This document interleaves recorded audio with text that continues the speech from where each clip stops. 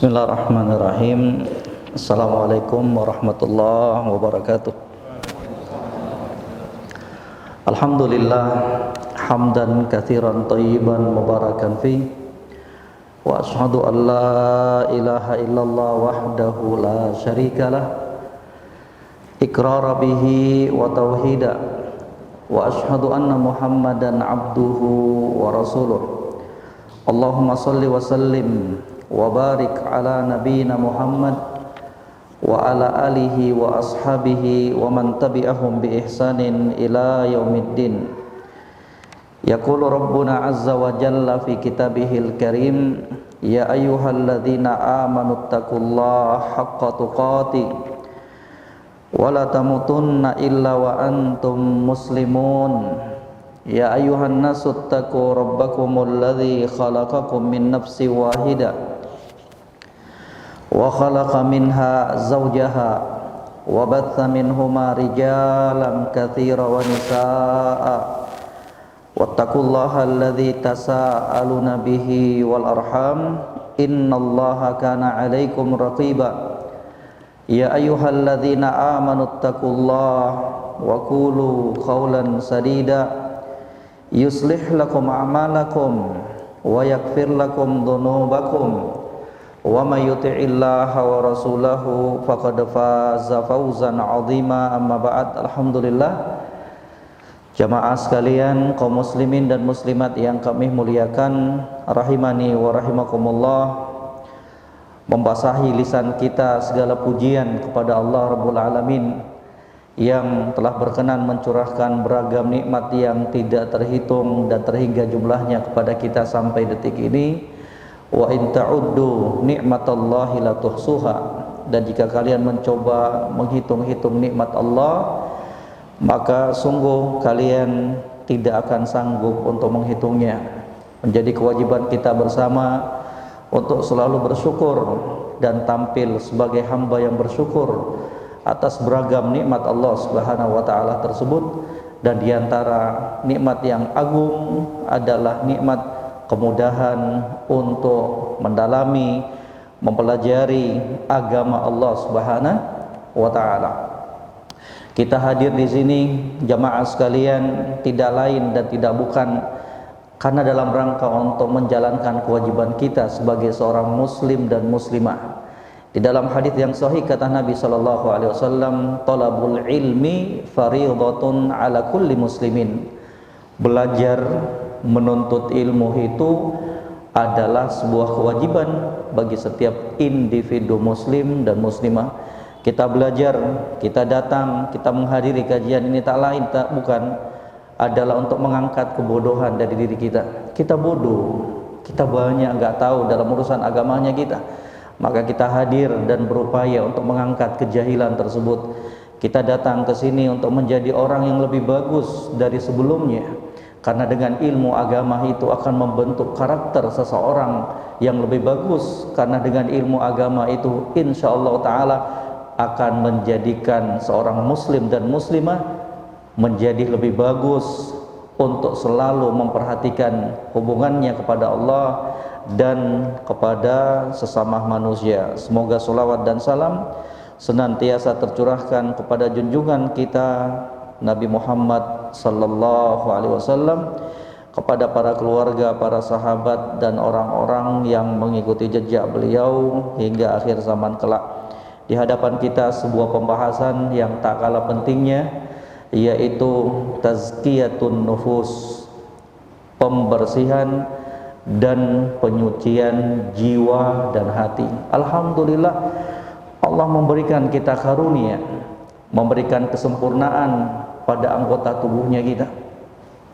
Alhamdulillah, Allah Rabbul Alamin memberikan kesempurnaan dalam penciptaan anggota tubuhnya kita. Maka jamaah sekalian mengajak semuanya jangan sampai kesempurnaan dan keindahan fisik tersebut kita rusak dengan kejelekan akhlak dan kekotoran jiwanya kita. Oleh sebab itulah sama-sama kita belajar membahas sebuah pembahasan yang penting yang dipaparkan oleh guru dan syekh kami, Syekh Abdul Razak hafizahullah taala, dalam kitab beliau yang ringkas Asyru Qawaid fi Tazkiyatin Nufus, yang berisikan 10 konsep, 10 kaidah upaya seorang hamba untuk membersihkan jiwanya. Nah, alhamdulillah, konsep-konsep inilah yang beliau paparkan, yang hendaknya kita kemudian menghiasi diri kita. Masuk di pembahasan yang kemarin, ya, ngulang sedikit biar gak lupa. Apa itu?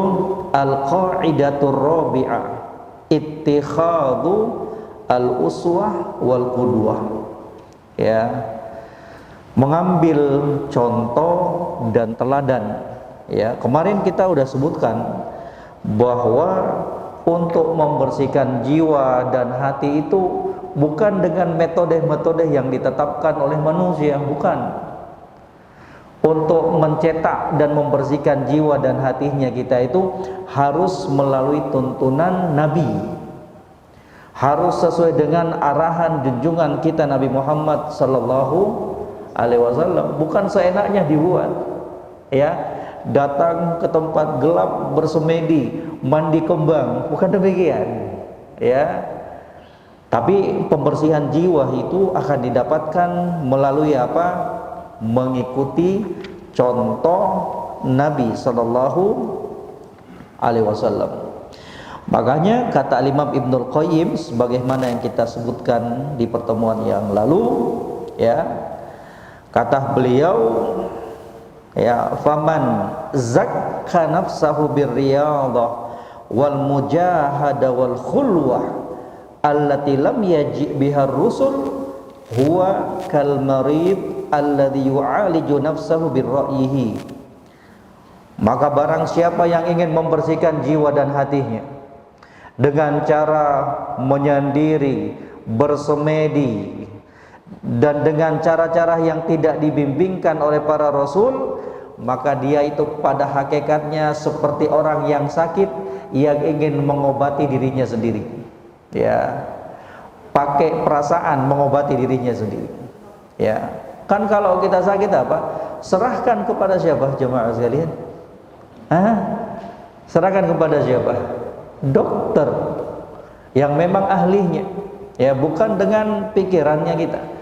Fas'alu ahlad dzikri in kuntum la ta'lamun. Itu pegangan tuh. Serahkan segala sesuatu itu pada ahlinya. Ya, ingin membangun rumah, serahkan ke tukang bangunan. Ya, kalau sakit, tanyakan obat, ya ke dokter. Maka demikian pula ini, ketika ingin membersihkan jiwanya kita, maka kembalikan kepada para rasul yang telah diutus oleh Allah Subhanahu wa ta'ala. Farrusul atibaul qulub, kata Imam Ibnul Qayyim. Maka para rasul itu adalah dokter-dokter spesialis penyakit hati. Bu, Pak, kalau sakit hati, sombong, riya, hasad, dengki, gak mungkin kita datang ke dokter tanyakan, dok, saya itu masih sombong, ya, masih ada bercokol dalam diri saya ini kesombongan. Saya itu kalau lihat orang selalu dengan pandangan merendahkan orang. Saya itu selalu menganggap diri saya sempurna, dok. Ada nggak resepnya yang saya bisa minum 3 kali sehari atau 2 kali sehari? Nggak ada. Tapi itu disananyakan kepada siapa? Itu diserahkan kepada siapa? Para ulama, orang-orang yang berilmu yang kemudian akan mengarahkan kita, memberikan resep kita dari apa-apa yang telah dibimbingkan oleh para rasul alaihi salatu wassalam. Fala sabila ila tazkiyatiha wa salahiha illa min tariqihim. Maka tidak ada jalan yang lain, kata Imam Ibnul Qayyim alaihi rahmatullah, tidak ada cara yang lain untuk membersihkan jiwanya kita kecuali dengan cara yang telah ditempuh oleh mereka itu. Bentuknya apa? Bimahab al-inqiyad wat taslim lahum, dengan cara apa? Tunduk, taat kepada apa-apa yang telah mereka ajarkan. Ya. Karena pensucian hati itu, Bu, tempatnya di sini nih. Ya. Pembersihan jiwa itu tempatnya di sini nih. Hati kita kalau rusak semua anggota tubuhnya kita. Ya, makanya sering saya ingatkan kepada diri pribadi dan kepada jamaah sekalian, Terkadang kita lebih khawatir kalau kita terkena penyakit fisik, ya kan? Kolesterol, asam urat, ya, gula, ya, apa lagi, beragam penyakit. Khawatirnya kita luar biasa. Tapi kalau hatinya kita berpenyakit, masih ada kesombongan, hasad, dengki, iri, seakan-akan tidak terjadi apa-apa pada kita. Kita remehkan, kita biarkan begitu saja. Padahal demi Allah Rabbul Alamin, demi Allah, penyakit hati itu lebih berbahaya dibandingkan kolesterol. Kalau masih ada kesombongan dalam dirinya kita, sedikit aja kesombongan itu, kita selalu menganggap diri kita lebih sempurna, lebih bagus dibandingkan saudaranya kita, itu sudah cukup yang akan menjadi penghalang kita dari surga Allah Subhanahu wa taala. Kata Nabi sallallahu alaihi wasallam, la yadkhulul jannata man kana fi qalbihi mithqalu dzarratin min kibr. Tidak akan masuk ke dalam surga Allah hati yang masih ada kesombongan walaupun sebesar biji sawi. Dikit aja Bu, Pak, dikit aja kesombongan itu masih melekat pada diri kita, hati kita, itu sudah cukup akan menghalangi kita dengan surga Allah Subhanahu wa taala. Lah gimana kalau kesombongan terus telah menguasai jiwa kita, hati kita, naudzubillah. Maka sekali lagi pembahasan seperti ini betul-betul harus kita perhatikan. Tidak lain dan tidak bukan untuk menjadikan kita lebih bersih, ya, menjadikan kita lebih bagus dari sebelum-sebelumnya. Enggak ada guna kesombongan, enggak ada guna. Enggak ada guna rasa hasad, dengki iri kita kepada sesama kaum muslimin. Mari menjadi pribadi-pribadi yang terus berupaya untuk membersihkan hatinya kita. Itulah yang akan kita bawa menghadap Allah. Bukan rupanya kita, bukan fisiknya kita, bukan penampilannya kita yang akan menjadi penilaian Allah pada hari kiamat. Tapi ini yang menjadi penilaian Allah, hatinya kita. Yauma la yanfa'u malun wala banun illa man atallaha biqalbin salim. Di hari itu kata Allah dalam surat Asy-Syu'ara, di hari itu tidak lagi berguna harta anak-anak yang dahulunya kita bangga-banggakan, kecuali orang yang menghadap Allah dalam keadaan membawa hati yang bersih. Ya, subhanallah. Man atallaha biqalbin salim. Ini yang harus kita jaga nih. Apa yang berada di dalam hatinya kita. Subhanallah. Kemudian kata Syekh Abdul Razak menutup poin yang keempat tersebut, walihadza wajaba 'ala man arada tazkiyati nafsihi ayujahida nafsahu 'ala al-ittiba' wal iqtida' wat ta'assi bir rasul wal hadar minal muhdatsat wal mukhtara'at wat tara'iq al mubtadi'at allati yad'i arbabuha annaha tuzakkin nufus. Itu Bapak Ibu sekalian bisa lihat di terjemahan bagian akhir, petikan dari ucapan Syekh Abdul Razak hafizahullah. Kata beliau, walihada, oleh sebab itu wajaba 'ala man arada tazkiyata nafsihi ayujahida nafsahu 'alal ittiba wal iqtida wat ta'assi bir rasul. Ini intinya nih. Inti poin yang keempat. Oleh sebab itulah wajib bagi orang-orang yang menginginkan kebersihan, penyucian diri dan hatinya untuk bersungguh-sungguh mengikuti, mencontoh, meneladani Rasul sallallahu alaihi wasallam. Jangan pernah malu untuk menegakkan sunnah Nabi sallallahu alaihi wasallam di tengah keterasingan. Jangan pernah malu. Jangan pernah malu untuk berada di atas ketaatan kepada Allah Subhanahu wa taala. Jangan pernah malu. Kita harus kuat dan menguatkan dirinya kita. Selama itu dalam ketaatan, jangan pernah malu. Tunjukkan, buktikan rasa cintanya kita kepada Nabi sallallahu alaihi wasallam. Allah sudah sebutkan, laqad kana lakum fi Rasulillahi uswatun hasanatun liman kana yarjullaha wal yawmal akhir. Sungguh telah ada suri teladan, contoh yang baik pada sosok diri Nabi sallallahu alaihi wasallam bagi orang-orang yang mengharapkan perjumpaannya dengan Allah dan hari kiamat. Pak, letakkan ayat ini di hadapannya kita, contoh nabinya kita. Jangan pernah malu untuk menampakkan kesungguh-sungguhan kita di dalam menerapkan sunnah Rasul sallallahu alaihi wasallam. Kata Imam Ibnu Katsir, hadhil ayah aslun fit ta'assi bin nabi sallallahu alaihi wasallam fi ahwali kullihi. Ayat ini, laqad kana lakum fi rasulillahi uswatun hasanah, sungguh pada sosok pribadi Nabi itu terdapat suri teladan. Kata Imam Ibnu Katsir memberikan komentar terhadap ayat ini, bahwa di dalam ayat ini terdapat pondasi yang kuat yang menerangkan bahwasanya kewajiban kita untuk mencontoh Nabi pada setiap aspek kehidupannya. Ucapan Nabi, tiru. Nabi itu kalau ngomong yang baik-baik. Nabi itu kalau ngomong yang enak, nggak menyakitin orang.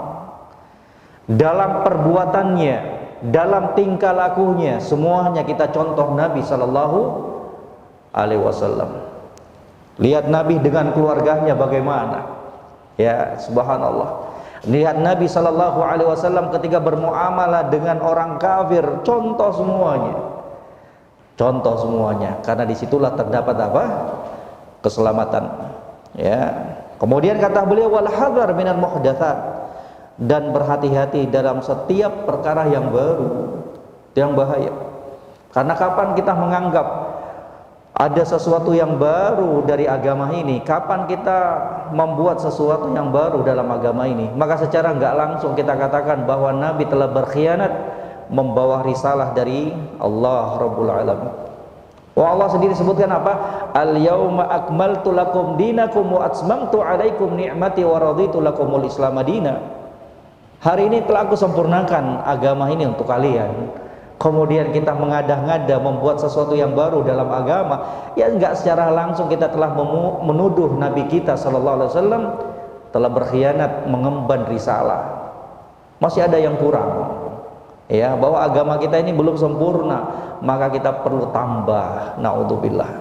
Ya, subhanallah. Masuk di pembahasan yang berikutnya. Barakallahu fikum. Dipahami? Ada yang mau ditanyakan tentang poin yang keempat ini, meneladani Nabi Sallallahu Alaihi Wasallam untuk membersihkan jiwa kita, menjadikan jiwa dan hati kita suci. Ikuti Nabi Sallallahu Alaihi Wasallam. Semoga bisa dipahami. Barakallahu fiik. Kata beliau, al-qaidatul khamisatu, kaidah dan konsep yang kelima, at-tazkiyatu takhliyatun wa tahliyatun. Nah, ini hakikat penyucian jiwa, pembersihan jiwa itu ada dua. Ingat-ingat, ini penting dalam pembahasan tazkiyatun nufus. Belajar kitab apapun, ini yang akan dibahas dalam pembahasan tazkiyatun nufus. Anna tazkiyata takhliyatun wa tahliyatun. Bedanya itu kha dengan ha saja, ya. Katanya hakikat penyucian jiwa, hakikat pembersihan jiwa dan hati itu ada dua. Takhliyatun, bersihkan dulu, sucikan dulu jiwanya kita, berhenti dari maksiat dulu, ya. Kemudian apa? Tahliyatun. Tahliyatun apa artinya? Hiasi.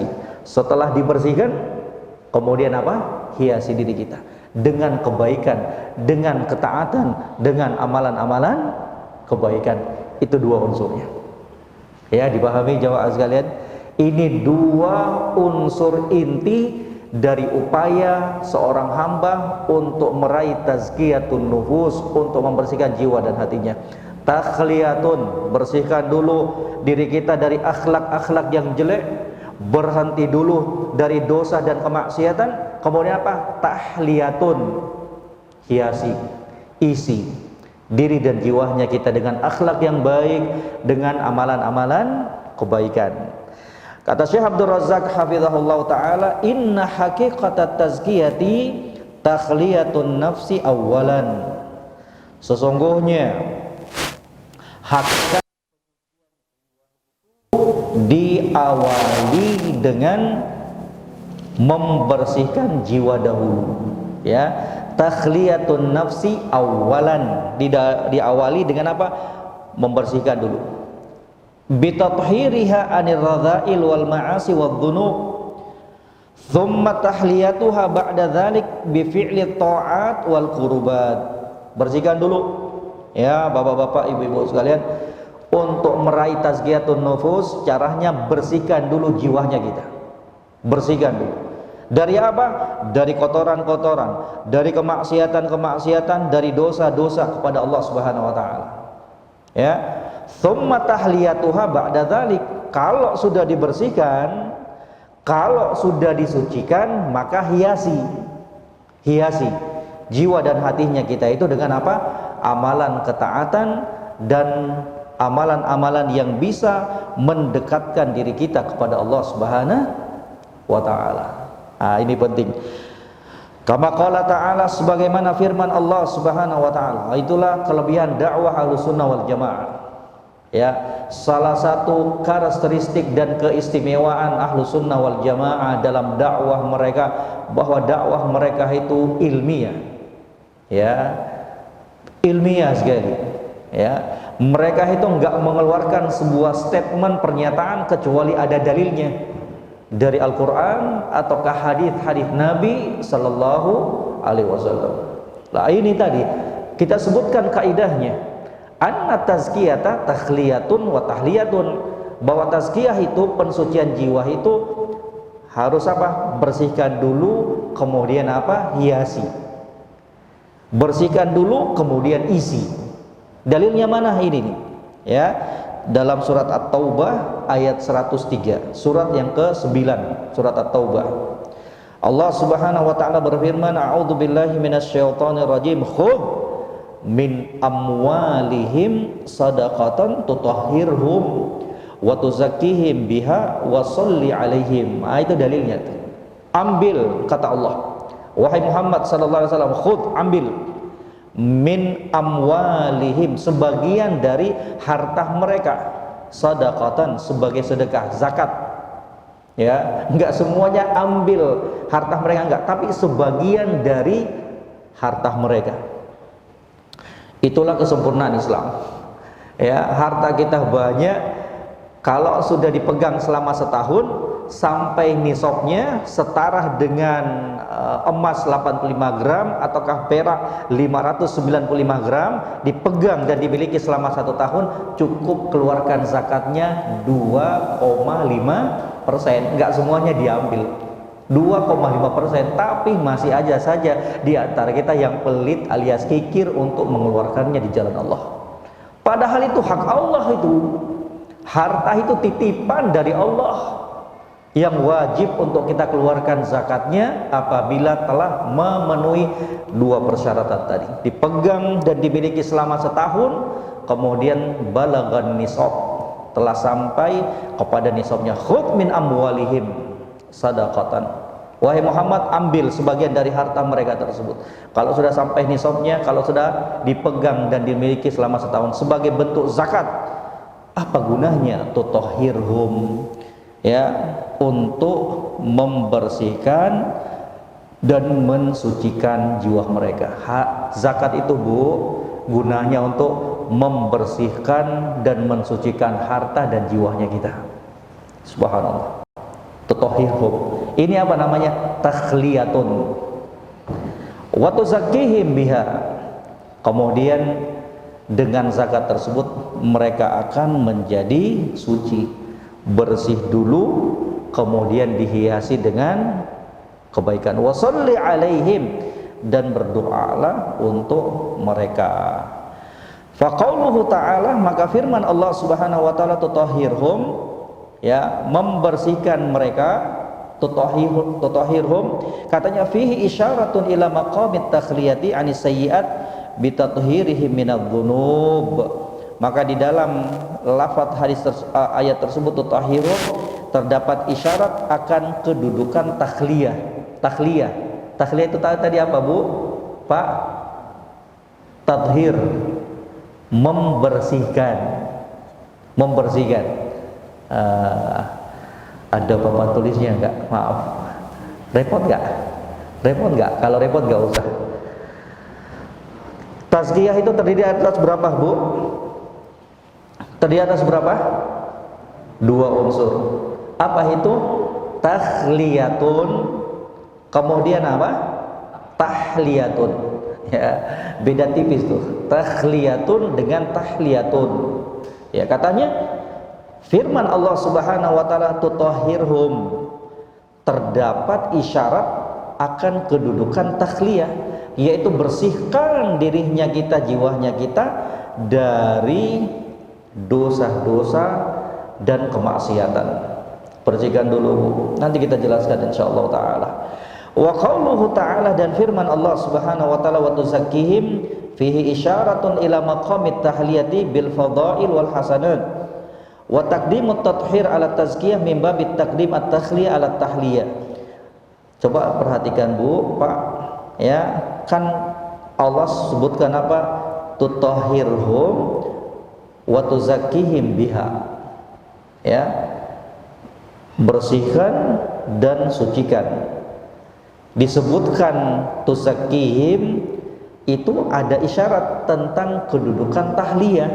Kita harus hiasi, isi diri kita dengan apa?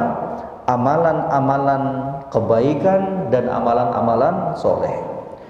Bu, Pak, tidak akan mungkin baik diri kita ini kalau kita cuman melakukan kebaikan dan terus-menerus terjatuh dalam maksiat. Itu nggak mungkin. Mungkin nggak? Hah? Mungkin nggak hatinya kita bersih, rajin berbuat kebaikan, rajin melakukan amalan soleh, tapi lancar juga berbuat maksiat? Bersih nggak hatinya kita? Bersih nggak? Nggak akan mungkin. Nggak akan mungkin. Mustahil itu, mustahil. Ya, rajin beribadah, tapi rajin juga buat maksiat. Nggak akan bersih hatinya kita. Tapi kalau ingin bersih hatinya kita, apa? Bersihkan dulu, jauhkan dulu, berhenti dari maksiat, kemudian terus semangat melakukan amalan kebaikan. Ya, rajin ibadah, sholat malam, rajin sedekah, rajin puasa Senin Kamis, tapi rajin juga ngibahin orang, rajin juga nipu orang, rajin juga ganggu tetangganya, rajin juga dan selalu menyakiti hati kedua orang tuanya, naudzubillah. Ya, jadi mustahil akan terbentuk tazkiyatun nufus, pensucian jiwa, kalau tidak didapatkan 2 unsur ini. Sucikan dulu, bersihkan dulu, berhenti dulu dari kemaksiatan, kemudian kita isi bersungguh-sungguh untuk melakukan amalan kebaikan. Subhanallah. Masya Allah, jazakumullah khairan.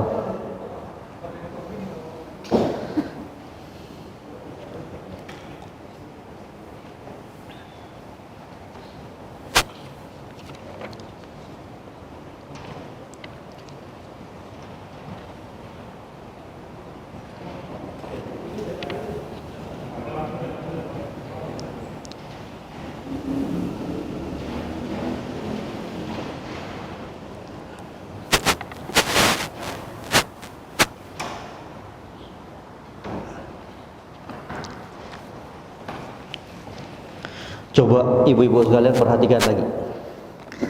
Kata beliau, fala budda liman arada tazkiyata nafsihi ayyuqli'a awalan 'anidz dzunub wal atham allati tufsidul qalb. Ya. Jazakallahu khairan, barakallahu fik.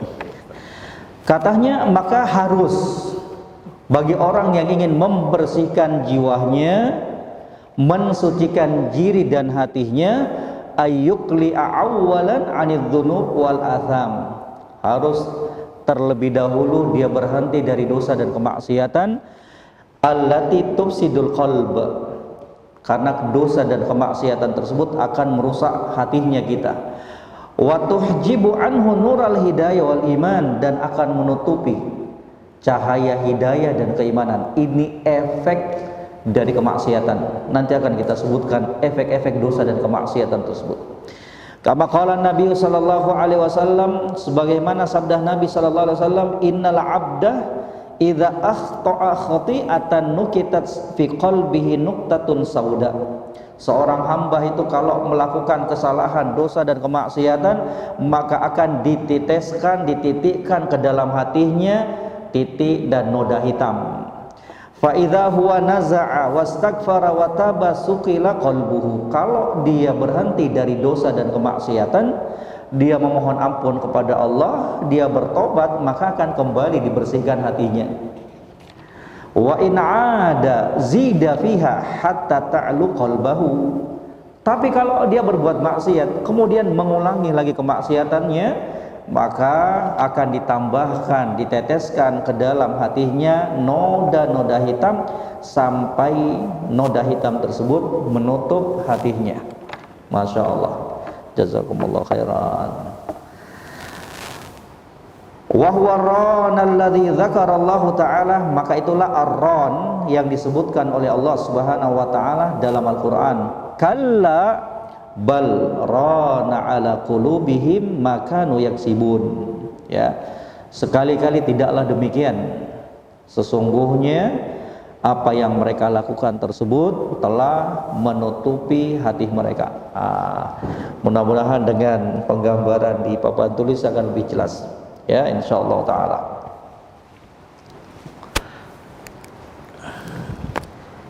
Wah, gede nih.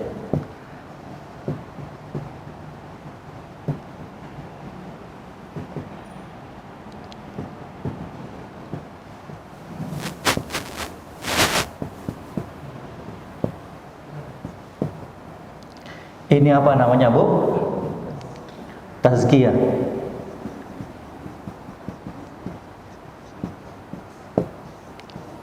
Tazkiyah itu artinya apa? Pembersihan, pensucian. Ya, tazkiyah. Ini unsurnya apa tadi? Ada berapa unsurnya? Apa itu yang pertama? Takhliyatun. Takhliyah dulu. Bersihkan dulu.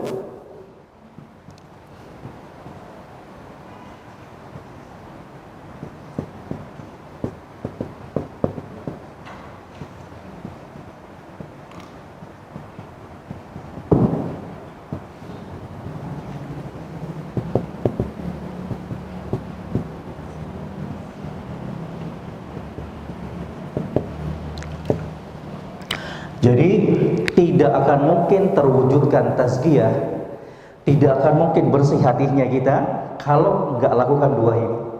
Ya, yang pertama apa? Takhliyatun, bersihkan dulu hatinya kita. Berhenti. Tadi apa? Kata beliau, faman arada tazkiyatan nafsihi falyukli awwalan 'anil dzunub wal atham. Kalau ingin bersihkan jiwanya kita, maka terlebih dahulu apa? Berhenti dari dosa. Berhenti dari dosa dulu. Makanya min syarti taubah, termasuk dari syarat taubah yang jujur, termasuk dari syarat taubat yang benar yang disebutkan dalam surat At-Tahrim ayat 8, ya ayyuhalladzina amanu tubu ilallahi taubatan nasuha. Wahai orang-orang yang beriman, bertobatlah kalian dengan taubatan nasuha, tobat yang jujur, tobat yang benar-benar jujur, sebenar-benarnya tobat. Apa syarat yang pertama? Al-iqla' anil dzunub, berhenti dari dosa. Nggak mungkin kita katakan saya sudah bertobat tapi masih terus telah melakukan kemaksiatan. Orang yang betul-betul bertobat harus berhenti dulu dong, berhenti. Ya, berhenti. Al-iqla' itu namanya al-iqla', berhenti. Ya, kemudian dia menyesal, kemudian dia tidak mengulanginya lagi, kemudian dia dasari tobatnya tersebut karena Allah, bukan karena manusia. Karena tobat itu ibadah, harus dilandasi dengan lillah. Ini yang pertama, ini takhliyatun, bersihkan dulu, berhenti dari dosa. Tidak akan bersih hatinya kita, tidak akan bersih jiwanya kita kalau kita terus tenggelam dan hanyut dalam kemaksiatan. Berhenti itu. Apapun bentuk kemaksiatan tersebut, berhenti. Kalau sudah kita berhenti dari kemaksiatan, Maka apa? Yang kedua, ya, tahliyatun, isi jiwanya kita ini dengan apa? Kebaikan. Dengan apa? Ketaatan. Maka itulah juga termasuk dari kandungan taubat. Ustadz, gimana cara bertobat yang benar itu? Ya, cara tobat yang benar, cara tobat yang betul-betul jujur, dia berhenti dari kemaksiatan, dia kemudian nyesal, tidak mengulanginya lagi, dia berhenti melakukan kemaksiatan karena Allah. Kemudian yang kedua, susul kejelekan-kejelekan yang dulu pernah kita lakukan, tutupi dosa-dosa yang pernah kita lakukan dengan apa? Amalan kebaikan. Perbanyak amalan soleh. Jangan sombong, jangan tertipu. Saya kan sudah menjadi ahlu tauhid, saya kan sudah kenal pengajian. Iya, berapa tahun kita kenal pengajian? Berapa tahun kita kenal keistiqomahan? Berapa tahun sih kita menjadi orang baik? Lihat umur-umur kita yang terdahulu itu, berapa banyak yang telah kita jatuhkan dalam kemaksiatan, berapa banyak waktu yang kita pakai dalam kelalaian, berapa banyak dari ibadah-ibadah yang wajib maupun sunnah yang terluputkan dari kita. Maka diingat-ingat tuh, ya, penting. Ini dua unsurnya ini, ya, tahliyatun wa tahliyatun. Karena kata tadi Nabi SAW mengatakan, innal abda, seorang hamba kalau melakukan sebuah dosa, satu, buat dosa lagi, sampai semuanya, tertutupin semua. Kalau tertutupin ini bahaya, ya, efeknya banyak akan kita sebutkan. Orang yang udah tertutupin hatinya dengan noda-noda kemaksiatan, itu nggak bakalan bisa membedakan antara ma'ruf dan mungkar, antara hak dan batil. Termasuk efek dari kemaksiatan itu membuat kita malas beribadah. Kalau malas beribadah karena capek, seharian banyak aktivitasnya, itu masih mending tuh, loyo dia. Tapi kalau malas beribadah karena banyak maksiat, itu yang bahaya, ya, itu yang bahaya. Subhanallah. Kata beliau tadi apa? Wa in 'ada zida fi hatta ta'lu qalbahu. Kalau dia kembali berulah melakukan kemaksiatan, maka akan ditambahkan noda-noda hitam tersebut sampai noda hitam tersebut menutupi hatinya. Tapi kalau dia bertobat, beristighfar, berhenti dari kemaksiatan tersebut, tsukila qalbuhu, akan kembali dibersihkan hatinya. Ya, kita akui kita banyak dosa. Mari jujur kepada Allah. Kita akui kita banyak lalai. Tapi Allah bukakan sebuah ibadah yang mulia di hadapan kita, bapak-bapak, ibu-ibu sekalian. Sebuah ibadah yang mulia yang bernama taubat. Ya, Allah cinta tuh kalau kita ngaku jujur berdosa, melakukan kemaksiatan, kemudian kita kembali kepada Allah Subhanahu wa taala. Ya, ini nih, kalau mau dicatat ini penting nih, saya nukilkan dari kutipan para ulama tentang efek jelek kemaksiatan. Ya, yang pertama, al-maksiyatu sababun fi dhiki sadr wa qalaqin nafs. Kalau Bapak Ibu jemaah sekalian pengen tulis tentang efek kemaksiatan ini nih, biar kita tahu, belajar tentang kejelekan itu penting supaya kita nggak terjatuh dalam kejelekan itu. Katanya yang pertama, annal maksiyah sababun fi dhiki sadr wa qalaqin nafs. Maksiat itu akan menjadikan dada kita sempit, akan menjadikan hati kita tidak tenang. Itulah maksiat, ya. Makanya kita akan mendapati orang-orang yang bertakwa kepada Allah adalah orang yang paling lapang dadanya, orang yang paling jauh dari apa? Kesedihan, kegalauan. Ya, kalau nggak punya duit galau itu masih mending. Ya, tapi kalau galaunya kita disebabkan kemaksiatan, itu yang bahaya. Nggak tenang, ya. Makanya Nabi di dalam kesempatan yang lain mengatakan apa? Wal ithmu ma haka fi nafsik. Dosa itu adalah perkara yang tidak akan menenangkan jiwa kamu. Itulah dosa. Itulah kemaksiatan. Ya, maka hati-hati. Ya, jangan sampai hidupnya kita ini sempit disebabkan dosa dan kemaksiatan yang kita lakukan kepada Allah Subhanahu wa taala. Allah sebutkan juga dalam surat Toha ayat 124. Ya. Dalam surat Toha ayat berapa, Bu? Pak? 124. Wa man a'rada an dzikri fa inna lahu ma'isyatan dhanka. Barang siapa yang berpaling dari peringatanku, dari peringatan Allah, dari Al-Quran, dari petunjuk Nabi-Nya, menerjang perkara-perkara yang diharamkan oleh Allah, fa inna lahu ma'isyatan dhanka, maka sungguh baginya kesempitan dalam kehidupannya. Hati-hati itu. Itu hukuman pelaku kemaksiatan di dunia. Sempit dadahnya, akan merasakan kegalauan, kecemasan, selalu dihantui ketidaktenangan. Sudah cukup itu menunjukkan ketidakbagusan dari kemaksiatan kepada Allah. Ya, wa man a'rada an dzikri fa inna lahu ma'isyatan dhanka. Ya, subhanallah. Berbeda dengan apa? Ahlu ta'ah, orang yang bertakwa kepada Allah. Berbeda dengan orang-orang yang selalu menjauhkan dirinya dari kemaksiatan. Yang ada apa? Tenang hatinya. Ya, dia selalu mengingat Allah. Dia selalu berzikir kepada Allah. Ala bidzikrillahi tatmainnul qulub. Ya, dalam surat Ar-Ra'd ayat 28. Ingat-ingat, Bu. Pak, ini resep untuk mendatangkan ketenangan hati. Jauhi kemaksiatan, taat kepada Allah. Ala bidzikrillahi tatmainnul qulub.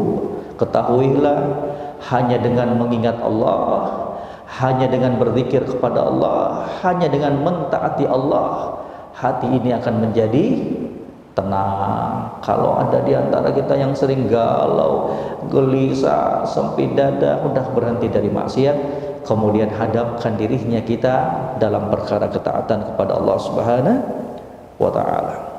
Ya. Kemudian yang berikutnya, yang keberapa ini? 2. Dari efek kemaksiatan dan dosa, hirmanut ta'ah. Orang yang melakukan kemaksiatan tersebut akan tercegah dari ketaatan kepada Allah Subhanahu wa taala. Naudzubillah. Ya. Sekali lagi ini bahaya sekali. Kalau kita sudah tidak bersemangat beribadah lagi, kalau kita ingin melakukan ibadah terasa berat sekali, ternyata yang menyebabkan itu adalah kemaksiatan yang kita lakukan kepada Allah Subhanahu wa taala. Itu bahaya. Ya, jangan dibiarkan. Ya. Jangan dibiarkan. Ya, kata Al-Fudail Ibnu Iyad rahimahullah, "Idza lam taqdir ala qiyamil lail wa siyamin nahar fa'lam annaka mahrumun." Ya. Kata beliau, kata Imam Fudail Ibnu Iyad, kalau kamu enggak sanggup sholat malam, enggak bisa bangun di tengah malam untuk melakukan qiyamul lail, sholat tahajud, kemudian kamu juga tidak bisa melakukan puasa di siang harinya, puasa sunnah. Kalau puasa wajib kan udah jelas wajib hukumnya. Ya, tapi ini amalan kebaikan yang lainnya, puasa sunnah. Maka ketahuilah diri kamu itu sedang dihalangi oleh dosa-dosa yang kamu lakukan. Subhanallah. Ya, itu efek, Bu. Sekali lagi, efek dari apa? Kemaksiatan membuat orang loyo dan tidak semangat, berat untuk melakukan amalan ketaatan. Sekali lagi saya katakan, kalau kita loyo, kalau kita lagi nggak semangat beribadah, dalam istilah futur dalam beribadah, karena kita lelah memang, banyak aktivitasnya kita, wajar itu, wajar, capek kita ini, walaupun itu harus dilawan, tapi itu sebuah kondisi yang wajar. Ya, masih lebih ringan dan lebih bagus dibandingkan Kalau kita futur beribadah disebabkan dosa dan kemaksiatan yang kita lakukan kepada Allah Subhanahu wa taala. Ya. Ada seorang pemuda dahulunya, seorang pemuda yang bertanya kepada Al-Imam Al-Hasan Al-Basri rahimahullah. Kata beliau, "A'yani qiyamal lail." Kok saya itu nggak bisa bangun tengah malam? Ya, kalau istilahnya kita sudah pasang alarm di HP, ya, sudah ngomong sama suami, sudah ngomong sama istri, bagi sang suami ini, tolong bangunin jam 3 ya, tolong bangunin jam 4 ya. Itu alarm di HP-nya di setel jam 2 malam, jam 2.15, 2.30 untuk jaga-jaga semua itu. Tapi apa? Bangunnya jam 6. Iya. Subhanallah. Ya. Bunyi, matikan. 15 menit kemudian bunyi lagi, matikan lagi. Subhanallah. Jangankan sholat malam, ya, sholat subuh aja terlewati. Subhanallah. Ini bahaya. Dan itu terkadang kita anggap biasa-biasa saja. Ya, subhanallah. Bisa jadi itu kemaksiatan yang kita lakukan kepada Allah Subhanahu wa taala. Yang keberapa ini? 3 atau 4? 3. Wah, selisih. Ada selisih mazhab nih. 3 ya? 3. Annal ma'asi sababun lihawanil 'abd ala rabbih. Fala izzata illa fi ta'ati al-aziz subhanahu.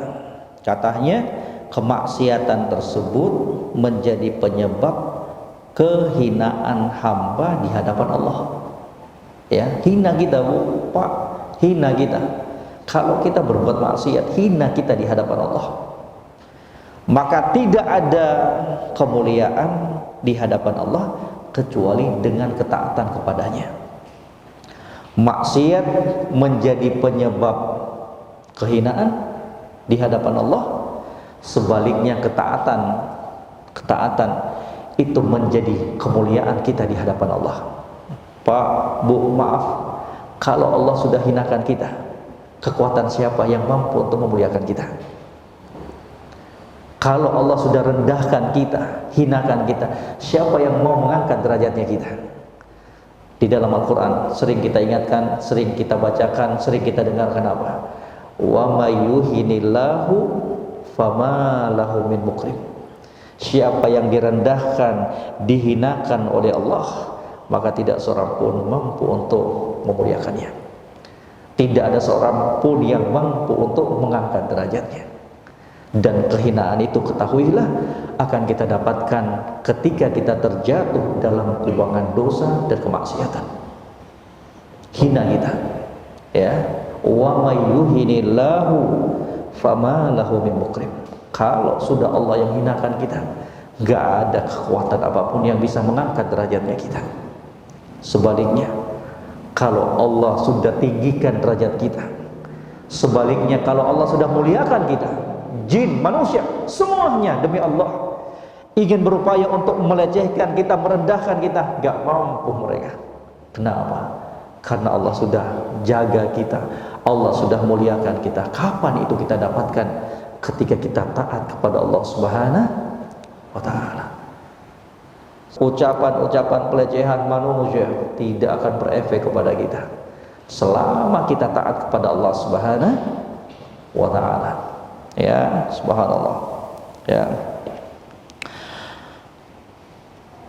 Kemudian, ya, yang juga disebutkan oleh para ulama, ya, selain kehinaan, juga kemaksiatan tersebut akan membuat badan kita lemah.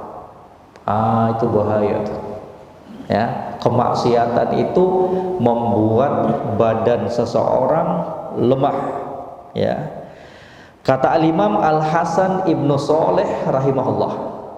Al-Hasan Ibnu Shalih rahimahullah. Kata beliau, al-amalu bil hasanati quwwatun fil badan. Melakukan amalan kebaikan akan membuat kuat badannya kita. Itu resep. Ini mungkin gak didapatkan di resep-resep dokter. Ya. Paling kalau kita ditanya apa, Hah? Pengen kuatkan badannya kita, olahraga dong, fitness dong. Pernah nggak kita dapatkan yang begini nih? Bahwa ternyata dalam ketaatan, dalam ibadah tersebut akan membuat badannya kita kuat. Subhanallah. Ya. Kata beliau, al-amalu bil hasanati quwwatun fil badan. Melakukan amalan kebaikan, ketaatan itu akan menjadikan tubuhnya kita kuat. Itu yang diharapkan. Menjadi orang-orang yang kuat badannya, itu bagus. Kita bagus. Makanya Nabi SAW mengatakan apa? Al-mu'min al-qawi khairun wa ahabbu ilallah minal mu'min ad-dha'if. Mukminah yang sehat, yang kuat itu lebih dicintai dan disukai oleh Allah dibandingkan mukmin dan mukminah yang dikit-dikit sakit loyo. Tapi dua-duanya bagus. Selama dia mukmin dan mukminah, statusnya bagus dua-duanya. Tapi berbicara mana yang paling bagus, jawabannya mukmin dan mukminah, muslim dan muslimah yang kuat badannya, fisiknya. Kenapa? Kalau kita kuat fisik, lebih maksimal kita, lebih optimal kita untuk beribadah kepada Allah. Betul enggak? Hah? Makanya apa? Terus lakukan ketaatan kepada Allah untuk meraih tubuh yang sehat dan kuat. Wa nurun fil qalb, dan juga amalan kebaikan tersebut akan memberikan cahaya ke dalam hatinya kita. Itu para ulama dan orang-orang soleh, Bu, Pak. Kadang mereka cuma lihat orang saja, walaupun gak pernah kenal, gak pernah ngomong, itu Allah berikan firasat kepada mereka. Itu kelebihan yang Allah Subhanahu wa ta'ala berikan kepada orang-orang yang soleh. Sekedar melihat wajahnya saja, dia sudah ada firasat, ini orang gak benar nih. Ya, subhanallah. Saya itu teringat kisah puluhan tahun yang lalu. Seorang ulama di Arab Saudi. Ketika itu dia cuma melihat salah satu rombongan dari ustadz-ustadz itu, dari rombongan pelajar-pelajar itu, satu orang. Dia nggak pernah ngomong, cuma lihat. Ini ulama, ini syekh, ini kejadian nyata nih. Katanya siapa orang itu? Saya khawatir dia ini perusak dalam dakwah nanti kalian. Subhanallah. Dan itu terjadi betul. Demi Allah terjadi betul. Subhanallah. Kami sampai kaget itu hari. Kaget betul. Ini syekhnya nggak tahu, ini ulamanya nggak tahu, cuma lihat wajahnya saja. Dia sudah memiliki firasat. Ini orang nggak bagus katanya. Ya, dia bakalan menjadi perusak dalam barisan dakwah kalian. Ternyata betul, terbukti. Subhanallah, la ilaha illallah. Ya, maka cahaya itulah yang di dalam hatinya kita, yang kemudian kita bisa memilah dan memilah antara kebenaran dan kebatilan. Kebalikannya kata Imam Al-Hasan Ibnu Shalih, wal amalu bisayyi'ah wahanun fil badan wa dhulmatun fil qalb. Sebaliknya, amalan kejelekan, kemaksiatan tersebut akan menjadikan tubuh itu lemah, loyo. Ya, loyo. Kalau loyohnya itu karena jarang olahraga masih mending. Ya, kalau loyohnya dia karena sakit itu masih lebih mending. Yang bahaya kalau loyohnya badan dia itu dikit-dikit sakit karena kemaksiatan yang dia lakukan kepada Allah Subhanahu wa ta'ala. Itu dokter pun bakalan kaget, tuh ini sakitnya apa ini ya? Dicek kolesterolnya normal, darahnya juga normal, ternyata apa? Dokter nggak tahu bahwa dia ini rajin berbuat maksiat kepada Allah Subhanahu wa ta'ala. Wa dhulmatun fil qalb, kemaksiatan itu akan menjadikan hatinya kita ini gelap.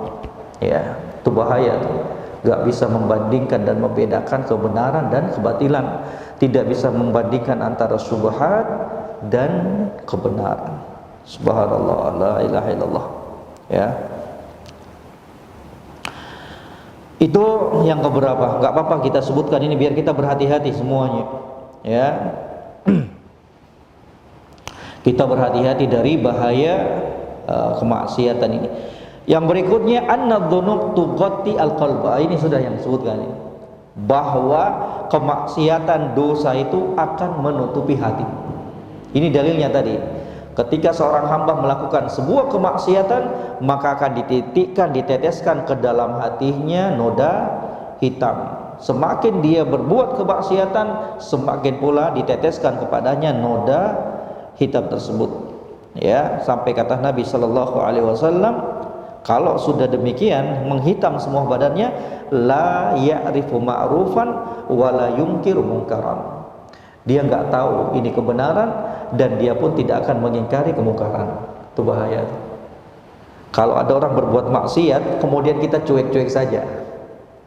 Kalau ada orang berbuat maksiat kemudian kita nggak merasa risih, itu bahaya tuh Pak Bu, bahaya tuh. Ya paling minimal kalau kita nggak bisa merubah kemungkaran tersebut, paling minimal apa? Ingkari dalam hatinya kita. Karena kata Nabi Shallallahu Alaihi Wasallam apa? Man ra'a minkum munkaran falyughayyirhu biyadihi fa illam yastati' fa bilisani fa illam yastati' fa biqalbihi wa dzalika adhafu liman. Barang siapa di antara kalian yang melihat sebuah kemungkaran, maka hendaknya dia rubah dengan tangannya, dengan kekuatannya, dengan jabatannya, pangkatnya.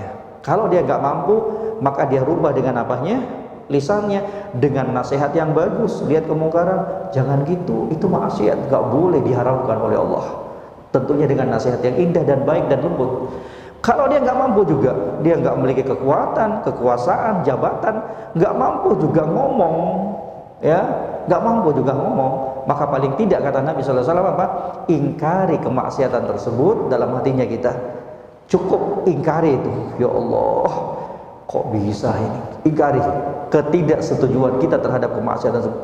Wa dzalika at'afu liman. Itu tingkat keimanan yang paling rendah itu dalam amar ma'ruf nahi mungkar. Nah ini Bapak Ibu sekalian yang kami muliakan, orang-orang yang rajin berbuat maksiat ketika hatinya telah tertutupi dengan noda-noda hitam, itu nggak berefek. Orang berbuat maksiat apapun nggak mau dia, peduli amat, ya, cuek. Itu yang bahaya. Yang lebih bahaya lagi kalau kemaksiatan tersebut berada di tengah-tengah keluarganya. Itu yang lebih bahaya. Ya, kenapa? Karena keluarga itu tanggung jawabnya kita. Anaknya berbuat kemaksiatan, cuek dia. Kenapa? Karena dia juga rajin berbuat maksiat. Enggak berefek lagi, enggak merasa risih kalau ada orang yang berbuat kemaksiatan. Mukminah yang bagus hatinya itu tidak akan mungkin tenang kalau ada kemaksiatan. Ya paling tidak apa? Hatinya enggak bakalan tenang, dia bakal pungkiri itu dalam hatinya. Sekali lagi itu bahayanya. An-dzunub tughatti al-qalb. Kemaksiatan itu akan menutupi hatinya kita, akan menjadi kelam hatinya kita. Subhanallah. Kemudian yang berikutnya, an-dzunub wal ma'asi sababun fi zawali ni'am. Ini yang bahaya juga, bahwa dosa dan kemaksiatan itu akan mencabut kenikmatan yang telah Allah berikan kepada kita. Bahaya. Pak, Bu, jemaah sekalian yang kami muliakan, kalau kita berada di atas kenikmatan, jaga kenikmatan tersebut. Caranya gimana? Syukuri dengan lisannya kita, alhamdulillah. Syukuri dengan hatinya kita, dengan pengakuan kita bahwa nikmat tersebut hanya berasal dari Allah. Syukuri nikmat tersebut dengan perbuatannya kita, manfaatkan nikmat tersebut di jalan yang diperbolehkan oleh Allah. Syukuri nikmat tersebut dengan kita tampil lebih semangat terus beribadah kepada Allah. Jangan balas nikmat tersebut dengan apa? Kemaksiatan, dengan kelalaian, dengan salah menggunakan kenikmatan tersebut. Bahaya. Kalau kita nggak pandai-pandai menjaga nikmat tersebut, sekecil apapun itu, maka khawatir kita nikmat tersebut akan dicabut oleh Allah dan digantikan dengan musibah. Ya, maka sebuah bait yang dinukilkan dari Imam Syafi'i alaihi rahmatullah, kata beliau, wa in kunta fi ni'matin far'aha fa innal ma'asi tuzilun ni'am. Kalau kamu berada di atas kenikmatan, far'aha, jaga kenikmatan itu, jaga baik-baik kenikmatan tersebut. Ibu sehat, bapak sehat, jaga nikmat sehat tersebut. Ibu bapak dilapangkan rezekinya, jaga kenikmatan tersebut. Ibu bapak dianugerahkan keluarga-keluarga yang harmonis, jaga kenikmatan tersebut. Allah mudahkan ibu bapak di kantor, di perusahaan, dalam bisnis, jaga kenikmatan tersebut. Apapun kenikmatan tersebut, mari sama-sama kita jaga. Ya. Fa in kunta fi ni'matin far'aha. Kalau kamu berada di atas sebuah kenikmatan, jaga. Fa innal ma'asi tuzilun ni'am. Karena kemaksiatan itu akan mencabut kenikmatan yang telah Allah Subhanahu wa taala berikan. Ya, maka hati-hati ini. Coba ya, ibu bapak tulis saja tuh surat An-Nahl ayat 112. Nanti di rumah ataukah di perjalanan pulang nanti coba baca-baca tuh surat An-Nahl ayat 112. Di dalam ayat tersebut Allah mempermisalkan sebuah daerah, tempat yang dulu aman, sentosa, rezekinya berlimpah dari seluruh penjuru. Fakafarat bi an'umillah, kemudian mereka lalai, ingkar kepada nikmat-nikmat Allah Subhanahu wa taala. Fa'adzaqahallahu libasal ju'. Tadinya kenyang terus, nikmat terus, Allah ubah dan cabut kenikmatan tersebut, kemudian Allah timpahkan kepada mereka al-ju', rasa lapar. Subhanallah. Ya. Ibu, Pak, kita diberikan nikmat kesehatan, jaga tuh. Ya. Allah Maha mampu untuk membuat kita sakit. Kesempurnaan yang kita rasakan dijaga karena Allah Maha mampu untuk membuat kita tidak sempurna. Ya. Kesempatan hidup, umur yang panjang, mari manfaatkan, karena sangat-sangat memungkinkan untuk Allah Subhanahu wa taala mencabut nyawa kita sebelum kita bertobat kepadanya. Ya, dimanfaatkan semuanya. Ya, subhanallah. Kemudian yang berikutnya, yang terakhir, banyak nih. Kalau mau lebih lengkapnya lagi, baca tuh kitabnya Imam Ibnul Qayyim, mudah-mudahan sudah diterjemahkan. Kitab Ad-Da' wad Dawa. Ya, obat dan penyakitnya. Oh, di situ Ibnul Qayyim rahimahullah menyebutkan beberapa efek-efek dosa dan kemaksiatan. Kata beliau, ya, al-ma'siyah sababan fi azabil qabr. Maksiat tersebut akan menjadi sebab adanya siksaan di kuburan. Belum lagi disiksa di akhirat, pelaku kemaksiatan akan disiksa di alam kubur. Ya, subhanallah. Ya, itu diantaranya tuh. Ya, barakallahu fiik. Kemudian kembali ke kitabnya ya, bisa dilihat tuh. Kata beliau, kata Syekh, "Tsumma yujahidu nafsahu 'alal istikthar minas sholihat allati tasku biha nafsuhu." Kama qala ta'ala, "Walladzina jahadu fina lanahdiyannahum subulana wa innallaha lama'al muhsinin." Sesungguhnya orang-orang yang berjihad di jalan kami, bersungguh-sungguh di jalan kami, lanahdiyannahum subulana, maka sungguh kami akan memberikan hidayah, petunjuk dan membukakan jalan-jalan kami. Fa innallaha lama'al muhsinin, dan sesungguhnya Allah Subhanahu wa taala senantiasa bersama orang-orang yang baik. Oh, Pak, coba perhatikan ayat ini ya, ayat yang mulia. Ya. Katanya walladzina jahadu fina, dan orang-orang yang bersungguh-sungguh di jalan kami. Ya, bersungguh-sungguh di jalan kami. Lanahdiyannahum subulana, maka sungguh kami akan memberikan petunjuk terhadap jalan-jalan kami. Wa innallaha lama'al muhsinin, dan sesungguhnya Allah bersama orang-orang yang berbuat baik. Al-Imam Ibnul Qayyim alaihi rahmatullah ketika memberikan komentar dan penjelasan terhadap ayat ini, beliau mengatakan, "Allaqa subhanahu wa ta'ala al-hidayah bil jihad." Allah Subhanahu wa taala mengaitkan hidayah, petunjuk dengan jihad. Jadi perhatikan baik-baik, jihad di dalam ayat ini bukan terbatas pada jihad melawan orang kafir di peperangan, enggak. Itu salah dalam memaknai ayat ini. Ayat ini kata para ulama bersifat umum, semua jenis jihad yang akan kita sebutkan insyaallah taala. Walladzina jahadu fina, dan orang-orang yang bersungguh-sungguh. Jihad itu ada yang bersungguh-sungguh, asal katanya bersungguh-sungguh. Ya, orang-orang yang bersungguh-sungguh, maka sungguh kami akan berikan petunjuk kepadanya, bukakan pintu petunjuk kepadanya. Allaka subhana al-hidayah bil jihad. Allah mengaitkan hidayah tersebut dengan apa? Jihad, bersungguh-sungguh. Fa akmalun nasi hidayatan a'zamuhum jihadan.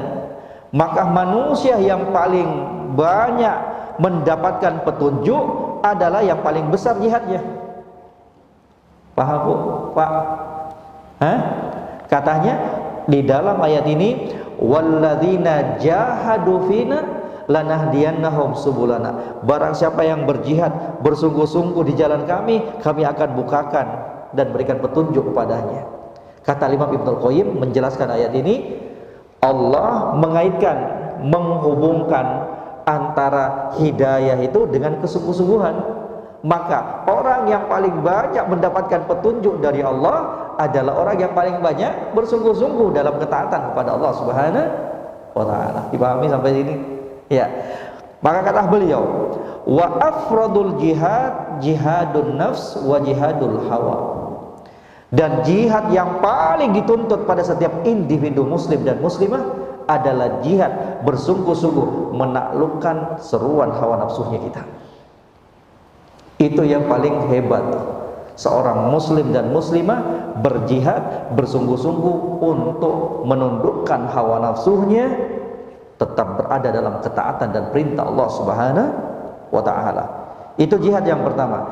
Jihadun nafs wa jihadul hawa. Wa jihadus syaitan wa jihadud dunia. Jihad yang pertama tadi apa? Jihadun nafs.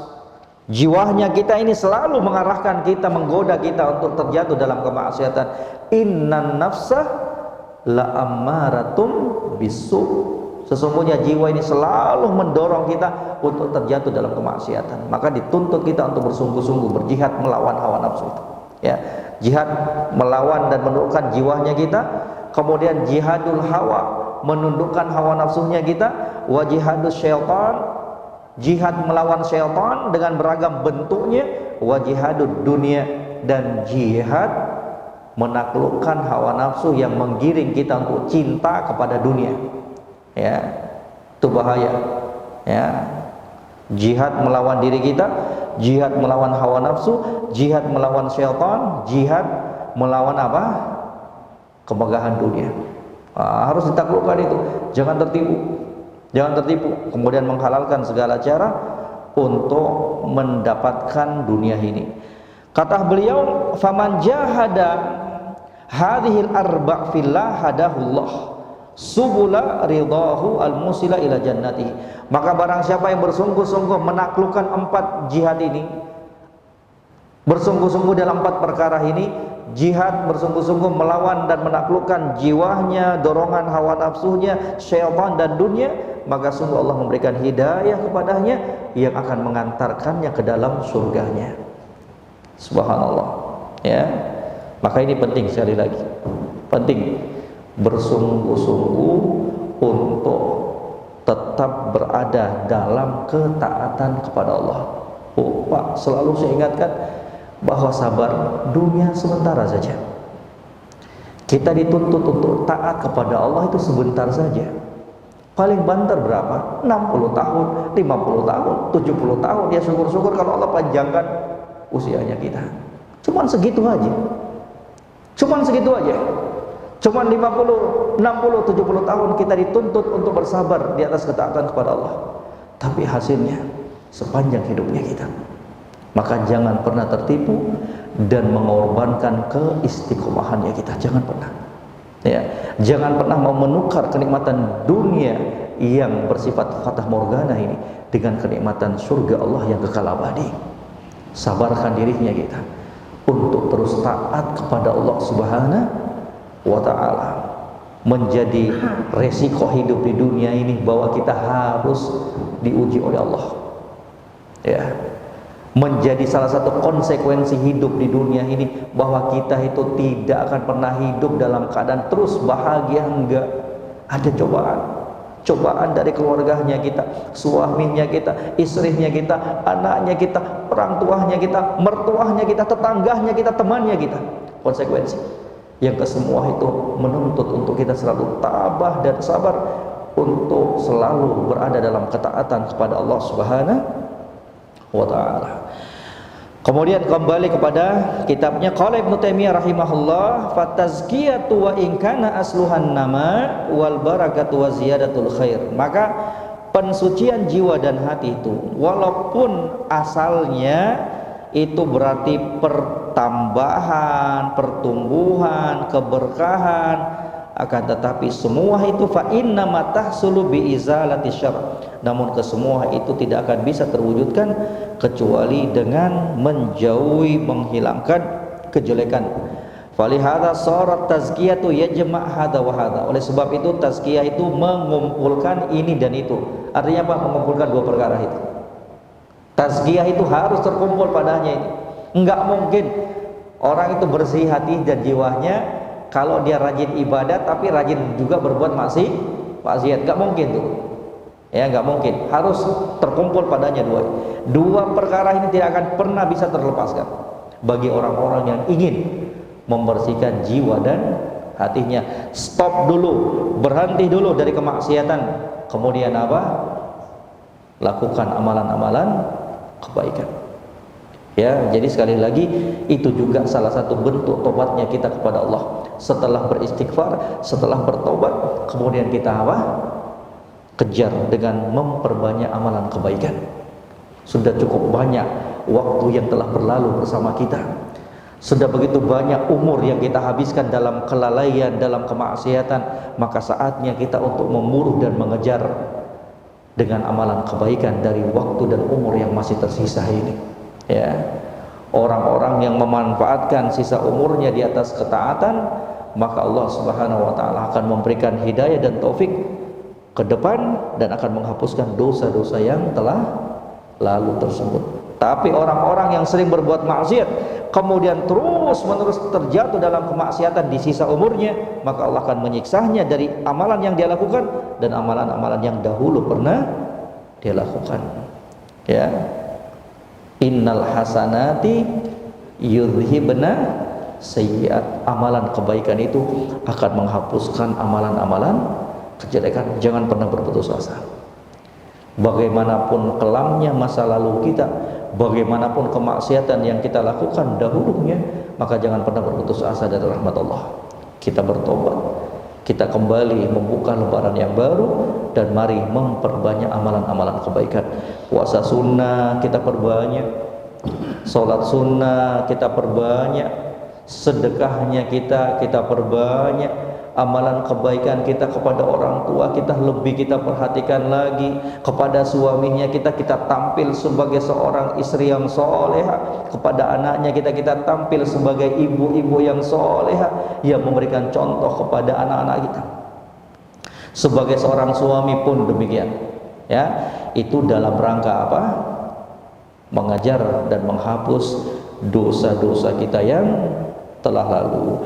Qala Ibnu Sa'di alaihi rahmatullah inda qaulihi ta'ala, dan berkata Imam As-Sa'di alaihi rahmatullah ketika memberikan komentar terhadap firman Allah Subhanahu wa taala, balillahu yuzakki may yasha.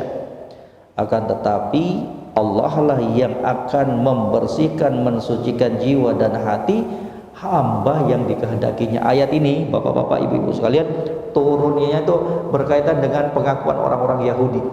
Ya, orang-orang Yahudi itu mengatakan nahnu abna'ullah wa ahibba'u. Kami itu anak-anak Allah, kecintaan Allah Subhanahu wa ta'ala. Ya, orang Yahudi itu katakan. Makanya Allah sebutkan alam tara ilal ladzina yuzakkuna anfusahum. Tidakkah engkau melihat wahai Muhammad sallallahu alaihi wasallam orang-orang yang mengaku bersih hatinya? Kemudian dibantah dengan ayat ini, balillahu yuzakki may yasha. Akan tetapi dialah Allah yang membersihkan jiwa dan hati bagi hamba-hamba yang dikehendakinya. Kan di awal-awal pertemuan kita katakan tuh konsep-konsep dalam pembahasan tazkiyatun nufus. Kita harus sadar bahwa tazkiyatun nufus itu anugerah pemberian siapa? Allah. Ya, pemberian Allah tuh, anugerah tuh. Kalau kita dibersihkan hatinya kita, itu anugerah yang terbesar dari Allah Subhanahu wa taala. Ini dalilnya ini. Balillahu yuzakki may yasha. Kita cuma mampu apa? Berusaha. Kita itu cuma mampu apa? Berupaya untuk menempuh sebab-sebab. Ai al-iman wal amali sholih, yaitu dengan keimanan dan amalan soleh. Bitakhalli anil akhlaq ar-radhilah, dengan cara membersihkan diri kita dari akhlak-akhlak yang jelek dan buruk. Wat tahalli bis sifat al-jamilah, kemudian kita hiasi dengan sifat-sifat yang mulia. Dua ya, tazkiyah itu nggak akan lepas dari dua perkara ini. Stop melakukan kemaksiatan, kejar isi dengan apa? Melakukan beragam kebaikan dan amalan-amalan soleh. Barakallahu fiik, wallahu ta'ala alam. Sampai sini gimana panitia? Coba kita buka sini tanya jawab dulu biar renggang sedikit kepalanya. Barakallahu fiik. Silakan bapak-bapak, ibu-ibu sekalian, kalau ada yang mau ditanyakan terkait pembahasan kita di poin keempat ataukah kelima ataukah di luar pembahasannya, kita silakan kalau ada yang ingin ditanyakan. Kami buka pertanyaan jawaban mikrofon angkat depannya.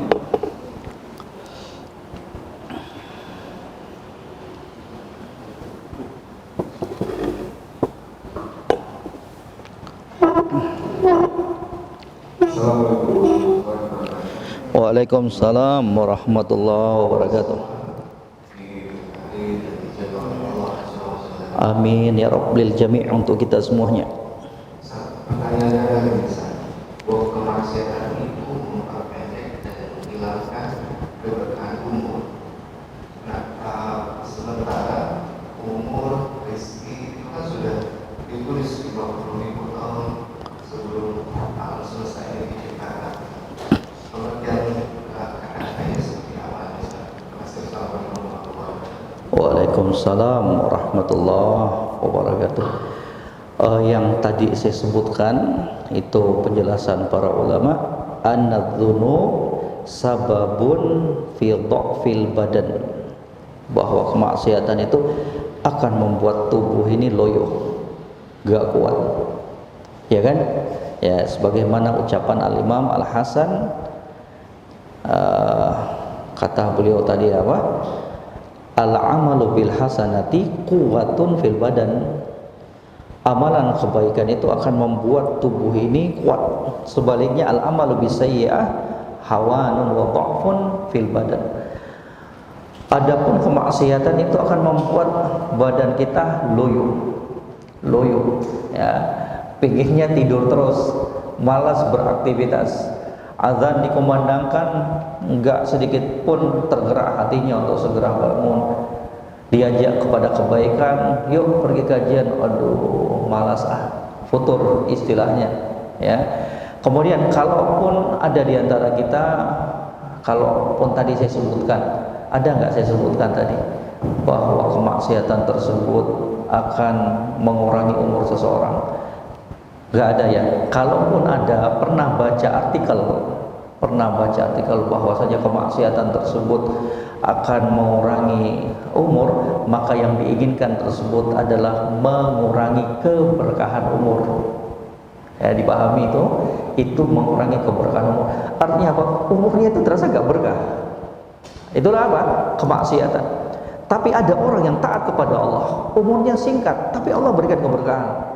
Gak usah jauh-jauh. Sosok Al-Imam An-Nawawi alaihi rahmatullah, itu umurnya beliau berapa? 45 tahun. Umurnya beliau itu 45 tahun. Tapi apa? Karya-karyanya luar biasa. Riyadhus Shalihin. Ya. Sederet kitab-kitab yang luar biasa, yang sampai detik ini semua umat ini membacanya, diajarkan. Itu menunjukkan apa? Keberkahan yang ada pada umurnya. Ya. Orang yang berbuat maksiat panjang umurnya tapi nggak ada keberkahan. Makanya disebutkan dalam hadis yang sahih, kata Nabi sallallahu alaihi wasallam, khairun nas, sebaik-baik manusia, man talah umruhu wa hasuna amaluhu, Sebaik-baik manusia yang paling bagus dipanjangkan umurnya dan apa? Banyak kebaikannya. Wa syarrun nas, dan sejelek-jelek manusia siapa mereka? Man talah umruhu wa sa'a amaluhu. Dipanjangkan umurnya oleh Allah, tapi apa? Banyak dosa dan kemaksiatan yang dia lakukan. Seharusnya umur yang panjang tersebut kita manfaatkan dengan mengisinya dalam perkara kebaikan dan ketaatan. Ini malah sebaliknya, umur yang panjang tersebut dia sia-siakan. Ya, dia terjatuh dalam kubangan dosa dan kemaksiatan. Kalau sudah mulai kalau sudah mulai tumbuh rambut putih di rambutnya kita, uban di jenggotnya kita, kalau sudah kemudian kita merasakan tubuhnya kita sakit-sakitan, kulit yang begitu kencang menjadi kendor, giginya sudah mulai copot satu-satu, pamit satu-satu, hendaknya itu menjadi pelajaran buat kita, bahwa kita itu nggak mudah lagi, bahwa umur kita itu terus berkurang, bahwa kita itu semakin dekat dengan ajal kematian. Hendaknya itu menjadi pelajaran buat kita untuk kita isi dengan apa? Kebaikan. Jangan mau tertipu. Makanya termasuk dari orang yang akan tidak dilihat oleh Allah pada hari kiamat, akan mendapatkan laknat Allah Subhanahu wa taala, orang tua yang berzina, kakek-kakek yang berzina. Kenapa? Sudah tua, sudah istilahnya orang bau tanah, tapi masih gemar berbuat zina, berbuat dosa dan kemaksiatan kepada Allah Subhanahu wa ta'ala. Yang seharusnya umur kita yang semakin tua ini seharusnya semakin menyadarkan diri kita bahwa kita itu butuh untuk memperbanyak apa? Amalan kebaikan. Jadi sekali lagi yang berkaitan dengan umur tadi, kalau dinyatakan bahwasanya kemaksiatan tersebut akan memperpendek umur, maka yang diinginkan itu bahwa apa? Keberkahan dari umur yang dia dapatkan tersebut berkurang. Wallahu ta'ala alam. Barakallahu fiik. Ada yang lainnya dari ibu-ibu, dari ummahat?